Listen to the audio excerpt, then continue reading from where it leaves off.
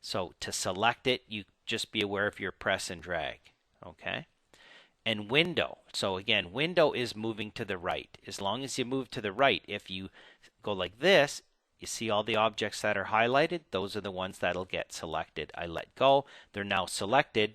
My properties have thinned out a little bit. And from there, I can either move them or copy and paste them or delete them or nudge them or do whatever I want. It's all we're talking about is selecting the objects. What we do with them we'll discuss. So again, window box is to the right. You can go up or you can go down, and the objects have to fall 100% within the window to be selected. The window has to be everything inside, not including the shadow. So if I go like this, watch as I go up, see the tree? It's now inside the window. As I move towards the other actual windows in the wall, there's the window, and when I let go, they all get selected. If I hit delete on the keyboard, I've deleted them. If I go back over here, do an undo, brings them back. So window is to the right. The opposite crossing box is to the left, and it will select anything it touches. Doesn't have to completely be inside. When you do a window, it has to be inside. If I do this, I won't get that column. But if I do a crossing box and I just barely skim by that, it'll grab all those objects, which is sometimes beneficial when you swivel down at a very low angle and then do a crossing box. We'll see that. So crossing is to the left, window is to the right, and all you have to do to clear a selection is to just pick a new selection. If you go like this and you pick these objects and you don't want them anymore, all you have to do is just go do another selection. You don't have to clear that selection. It automatically clears your previous selection. Window to the right, crossing to the left, and it's just selecting the objects. The next one we have is a filter, which is a step further. If you select a bunch of objects, you'll see down here or up here there's a filter button, and if you click on the filter, it'll tell you there's 1 plant, 4 walls, and 5 windows. From there you can say, oh, I only want those windows. Take those off the selection set category. They're categories.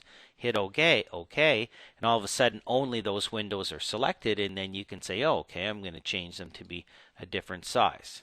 Or I'm going to, change the sill height or the head height or something to be, 8 feet or do something like that. So you can go in and play with the objects once they're selected. So I can zoom back here a little bit, pan out, do a great big window. We do this all the time. And then we go filter and we say, okay, turn everything off. I don't want, and I'm going to deselect those, and I'm going to say, okay, only the walls. Hit OK.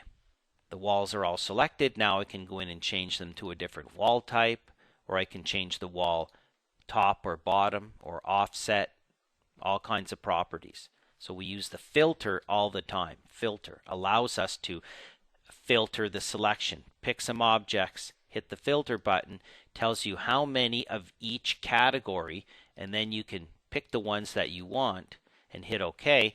From there you can move or rotate or copy or do whatever, or change the type. It depends on what you've selected.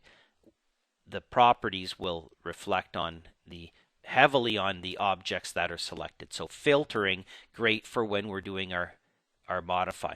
We have our tab tool. If we go in and we hover over an object, we can go tab, tab, tab. If you tab once, it'll pick the wall. If there's a bunch of walls, it'll grab the chain. Once they're all highlighted, click, then you select it. Okay? Escape, escape, watch. Hover, tab, click. Now watch what else you can do.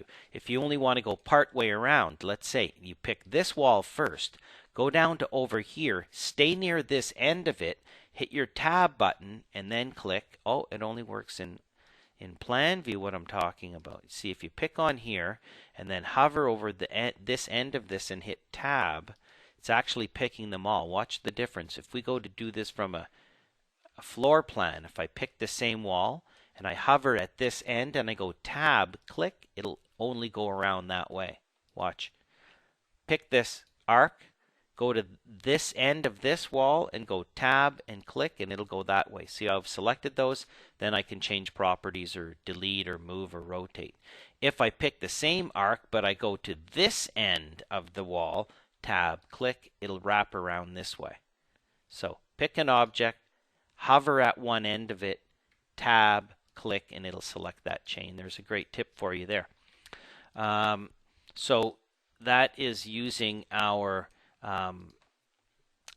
tab, okay, and tab for the chain effect.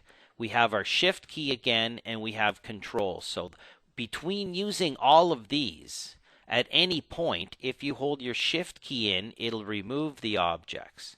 If you hold your control, it'll add. So you can do a shift window. You can do a shift crossing. You can do a control window, control crossing, right? So control works with window and crossing. So you can add and remove crossing in window. Okay, so there's some selection tips. So as we work through here with moving and copying, etc., you'll see that we will take advantage of all these different selection methods. And again, they apply. I'm using a 3D view here. You could be in an elevation, you could be in a section. It wouldn't matter. You can still do a window or still do a crossing and all that good stuff.